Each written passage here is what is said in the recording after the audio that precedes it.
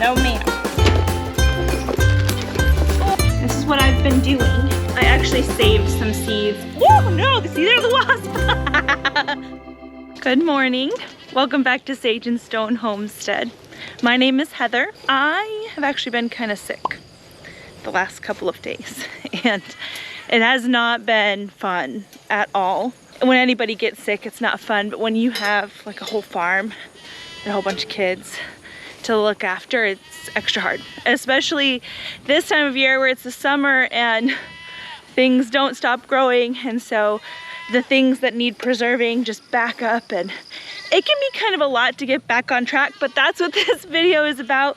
It's gonna be about getting back on track with things when they get like a little bit crazy, a little bit out of hand. Good morning. Good morning, girls. Are you ready?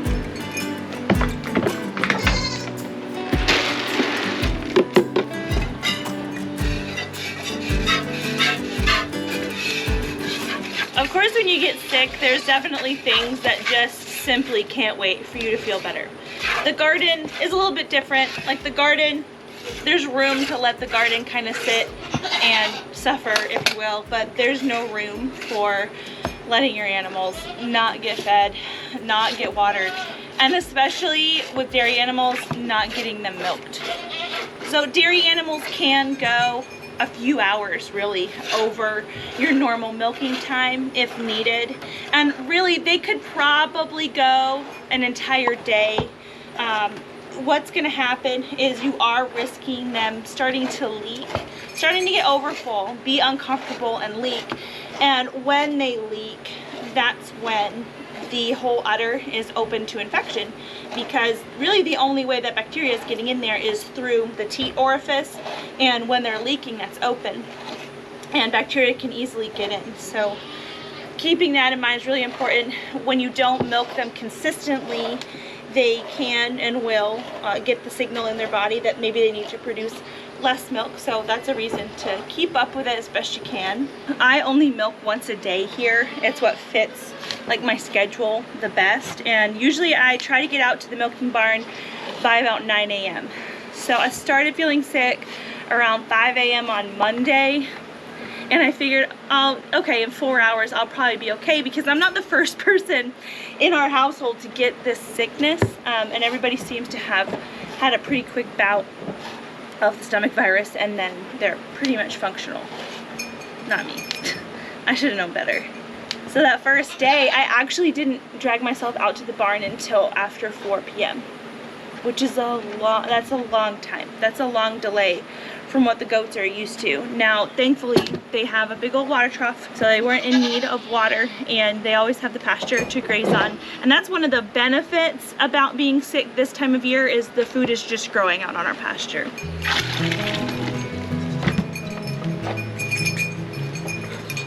Not you. Nope. Nope. No, no, no. I only have a few goats that don't have any kids to help keep them drained when I'm not feeling well. We do a kids share here with our goats, and that means that during the day the kids are out with their moms, and at night we put the kids away so the mom's udder can fill up and we can milk her in the morning before we reunite them again. Pigs are up. But on days that I feel sick, or I really have too much milk, or I don't feel like milking, I can just leave those kids out with their mamas, and they will keep their mom well drained. And so I actually only have 4 does that don't have a baby that can help keep them drained. And so with being sick, I've only got to milk 4 does. And because of that, I haven't wanted to drag out the big milker, because it's 2 Nigerians and 2 standard sized does. And really, Christine, the doe that I just milked, she only really produces about as much as a decent Nigerian, and so it's really not worth hauling out the big milker for that. Woo, don't you dare. I still don't want to spill it.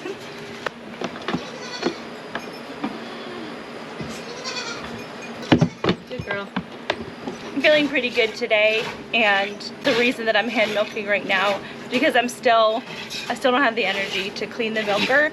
It's not like it takes a lot, but it's a lot of kind of back and forth, and At the moment, a lot of time outside in the heat is still really bothering me. I'm still collecting electrolytes.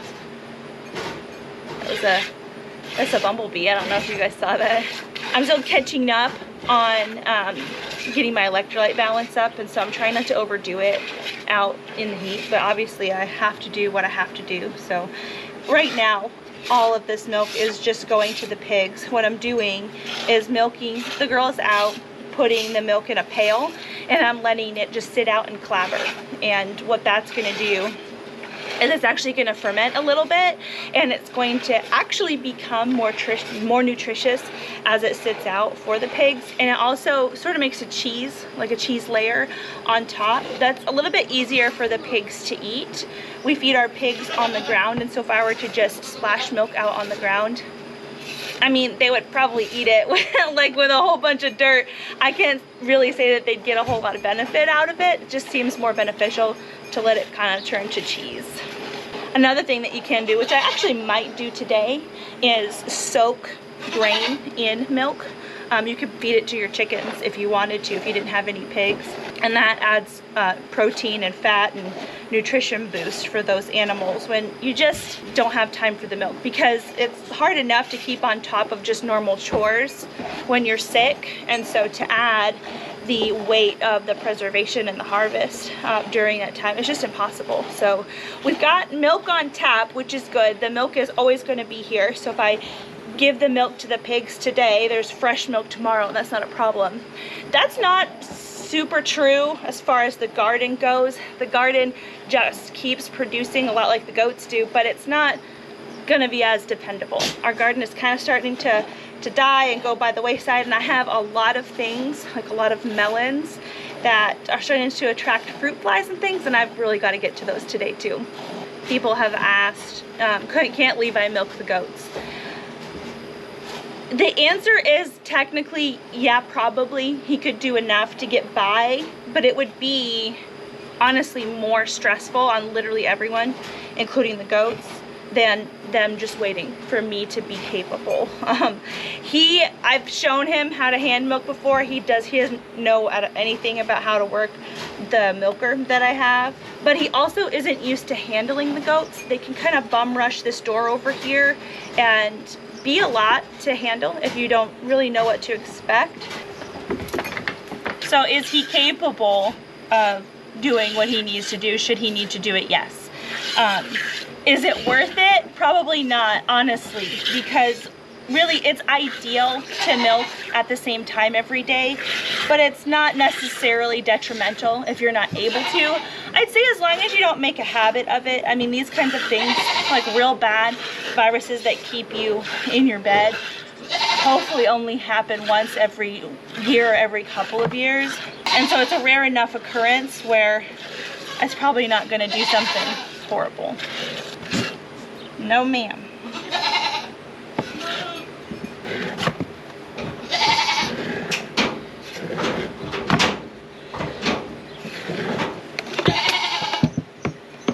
It's okay, because this milk is for the pigs. I just don't want it to be a huge mess. Goats are such creatures of habit. Boba here is really, she's more used to being machine milked than hand milked. And so this is a strange sensation for her, and plus her times have been all mixed up lately, so it's no wonder she's a little bit ornery this morning.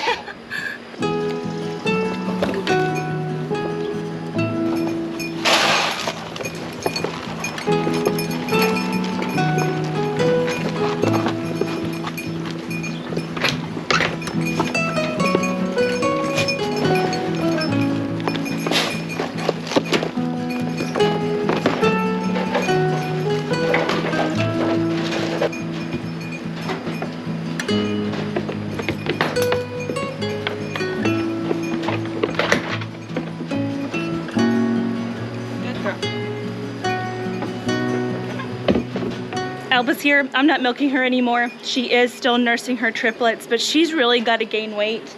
And so she's just gonna stand up here and eat her breakfast, and we're gonna get everybody else fed. Hello, you two. Lovebirds. Sorry. Hello, hello.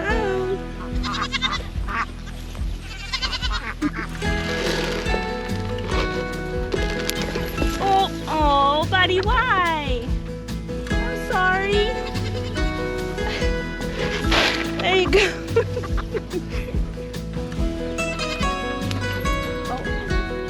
Hamish was just standing on the fence and this fence shocked him. Probably because one of these wires touched here. Be careful. Maybe that'll teach you. Both of the feed bowls that I have in these 2 buck pens have flipped over.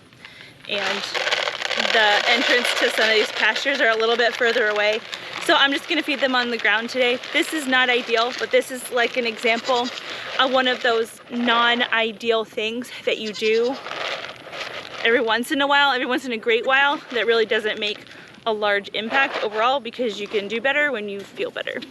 Don't get shocked.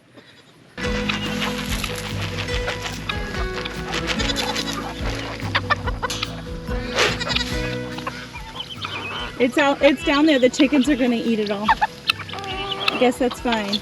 Our boy goats don't specifically need grain. If I didn't give them grain, I'd probably actually have to feed them hay, because I don't think our grass quality is really up to snuff, especially for larger breeds like La Manchas to really maintain their condition.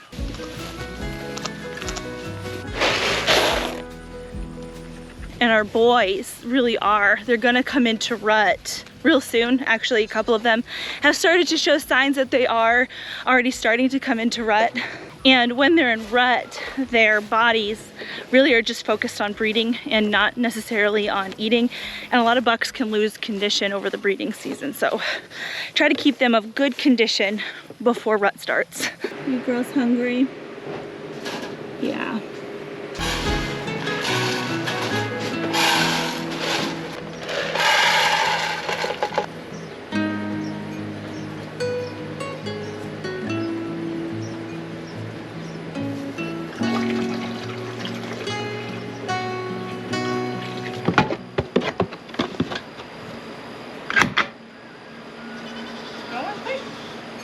I want to come back on here and clarify too that just because Levi can't really finagle milking doesn't mean he doesn't do a whole heck of a lot around here, especially when I feel sick.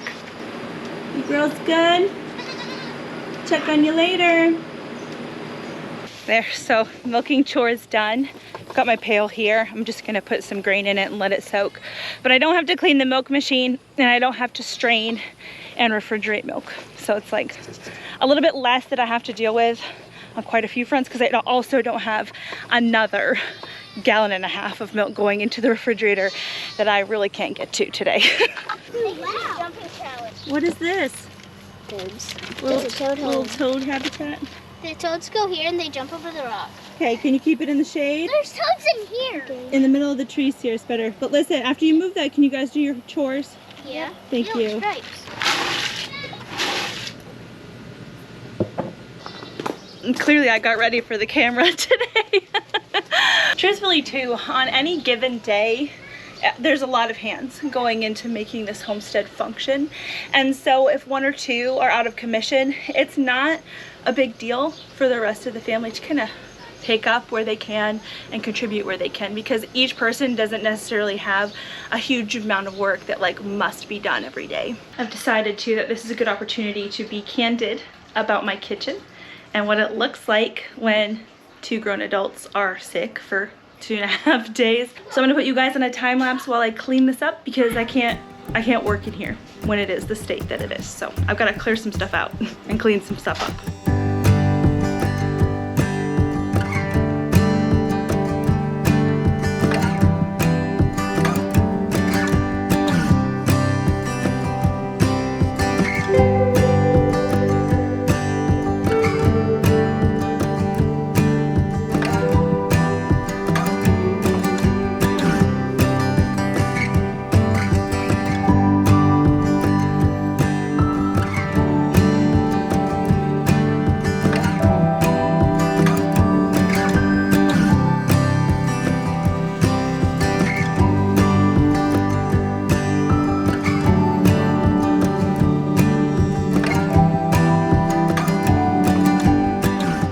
My camera died somewhere in that time lapse of cleaning the kitchen, but This is one of the reasons that I actually don't mind living in a smaller house. We actually live on a double wide trailer. It's only, I think it's 40 feet long on the outside and 25 feet wide. It's about the size of our greenhouse. And when you include the interior walls and cabinets and things, it's less than 1,000 square feet of living space. And that's not like the most fun thing at all times, but when it comes to having to clean a smaller space, it cleans up a lot easier and a lot faster. So cleaning up the kitchen only took me an hour, which was awesome. But then I have a lot of melons, or had a lot of melons to really kind of tackle. We have a lot of melons growing out in what I'm calling our lane. It's a new growing space for us this year. I've had a lot of questions about, Heather, what the heck are you doing with all of those melons? And really, the main thing I want to do with the ones that we're not eating fresh is dehydrating them so that we can have like homemade fruit leathers, like simple, easy fruit leathers for over the winter. This is what I've been doing.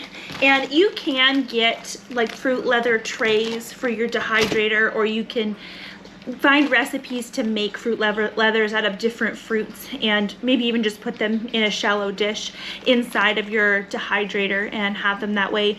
But really there's nothing easier than just thinly slicing up your fruit and dehydrating it as is and calling it fruit leather. It doesn't have any extra added sugars or anything, and the dehydration process really concentrates the flavors down. And these are some of my kids' favorite snacks. So this is a different type of melon, but you can still tell the difference. We're going from this juicy, lovely thing, this is a Kajari, to this, I believe this is a Minnesota midget melon, a lot thinner. Not necessarily crispy, like it's not like a chip. It's not like a fruit roll-up in consistency either, but really good and really addicting. We do have a freeze dryer, and I have been freeze drying some melon as well. It's essentially the same thing, except the freeze dryer preserves more of the nutrition. There's kind of a give and take with both methods. Obviously a freeze dryer is a really big investment up front. I think dehydrators are a really viable kind of everyday homestead option, but these are also really cool. Definitely a different texture, very light and airy. Also a really addicting texture that's totally different, but also really concentrated on the flavor because all the water's out of it. The dehydrated melon will last about 5 years.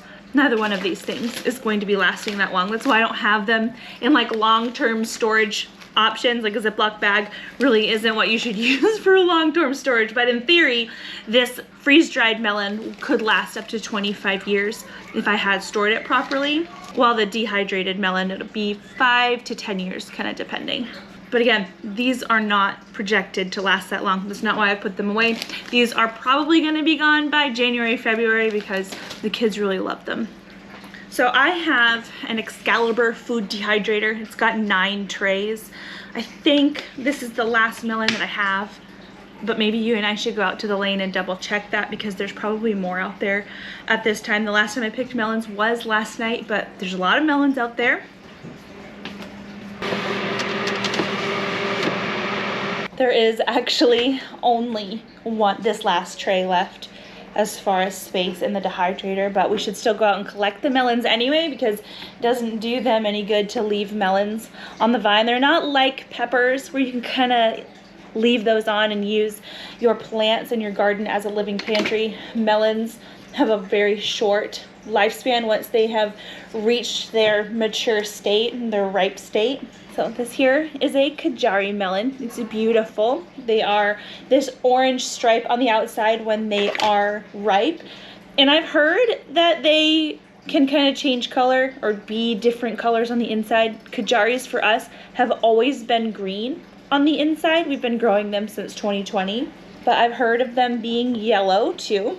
And to me, they taste a lot like a honeydew, but with like a more tropical kind of flair, a little bit more of like a muskmelon type flavor. A little bit hard to describe. I got my original seeds from Baker Creek Heirloom Seeds, and I did use up my last seed that I had bought in 2020 this year, and so I need to save some seeds back this year. So all I'm doing to dehydrate these melons is cutting them in half, gutting them out, taking the seeds out, and cutting off the peel or the rind. And then I have been cutting them in about 1/4 inch widths And I find that I could probably get away with cutting them a little bit thicker. I need to be conscious of the fact that the trays are pretty tightly packed inside the dehydrator, so I can't make them super thick. But this time I've been making them a little bit thicker than previous, so the little fruit leathers will have a little bit more substance to them.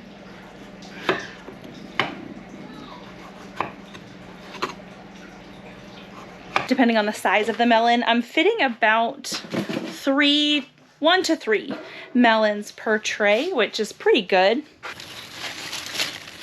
Here's an armpit melon.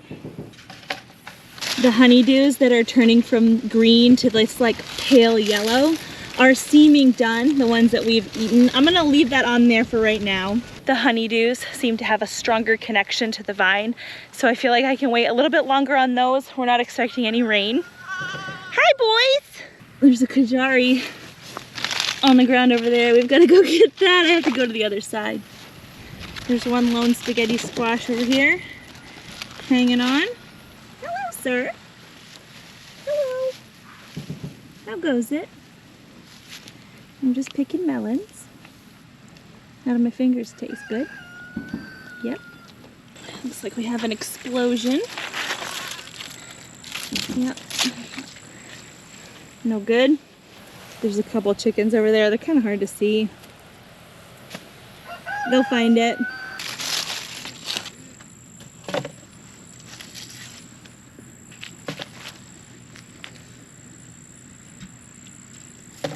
Hello, other handsome boys. How are you?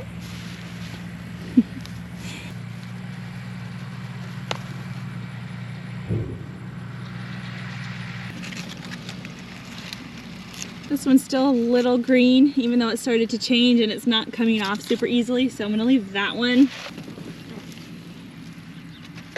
This looks like our haul for the day. This is the one I'll probably cut up and put on the tray since it's already cracked.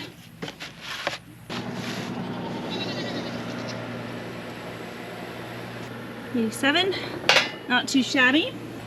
There's a lot of yellow tomatoes on this plant over here. Problem being, there's a wasp nest inside that bin right there. So every time I reach over to try to collect those tomatoes over there, one of them comes out and it freaks me out. And so I haven't really harvested many tomatoes over there. I need to find the lid to that bin.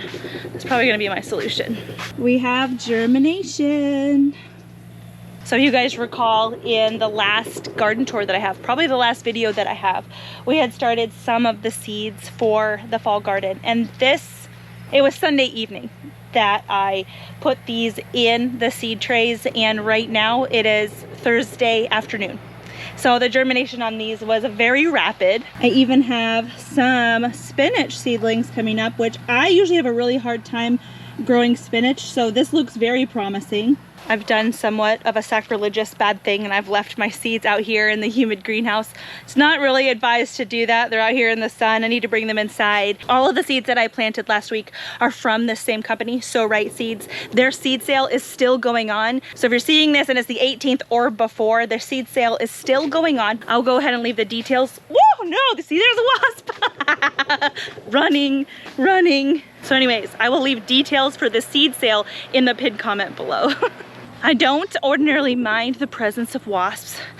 They actually do have benefits in the garden. They will eat the larval forms of many things that are destructive to our plants. But right around this time of the year, right as soon as fall kind of starts knocking, they start to get a little bit aggressive. I think it's because their populations get kind of big and potentially their food sources are kind of starting to dwindle. I don't know, we're hitting the time of year where me and the wasps get along a lot less than we usually do. So a quick refresher for those of you who may not have been here very long. This is a Kajari melon. This is the one that we just cut up and put on here. And this looks a lot like a Kajari, but this is not a Kajari. This is what we have called the armpit melon. It's like a hybrid melon that we accidentally grew on our farm last year. I call it the armpit melon because it does have quite an interesting kind of skunky musk. To me, it's not necessarily a bad thing. It clearly is a melon and it smells like a melon and it tastes really delicious.